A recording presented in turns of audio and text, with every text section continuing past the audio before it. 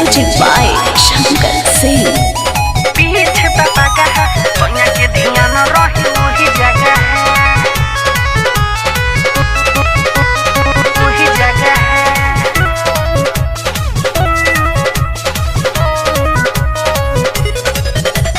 का कहीं ओई सोना मिलल बा भतारा हो कमाई ना धमाई त बाटे बेरोजगार हो का कहीं ओई सोना मिलल बा भतारा हो कमाई ना धमाई त बाटे बेरोजगार हो करे उहे काम ई त सुबह होया शाम बात बुझे नहीं बाटे गादा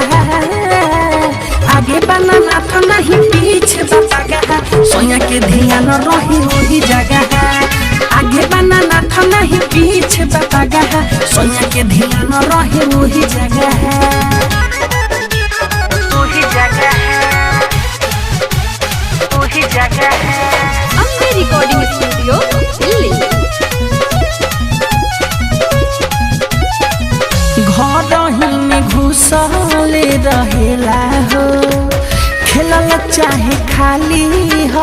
खेला हो अरे सखी घर ही में घुसले रहेला हो खेलल चाहे खाली हो खेला हो विपत बाबा का होटे नहीं फरका सटले रहेला लगा आगे बना नाथ नहीं पीछे बता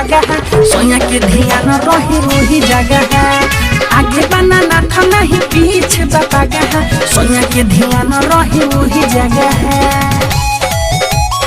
आगे बना नाथ नहीं पीछे पापा का है वही जगह है वही जगह है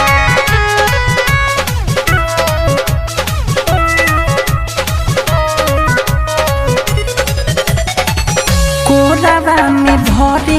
पल पल हो हमारा के मिठू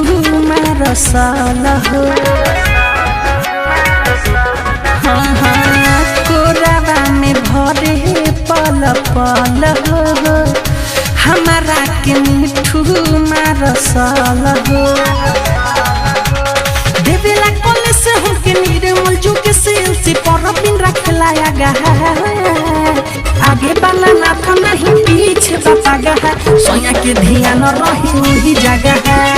आगे बना नाथ नहीं पीछे बता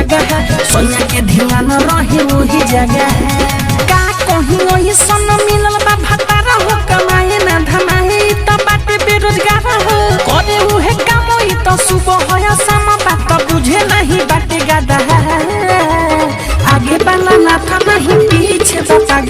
सोया के ध्यान रही वही जगह आगे बना नाथ नहीं पीछे बता सोया के ध्यान रही वही जगह Ambe Recording Studio, Delhi.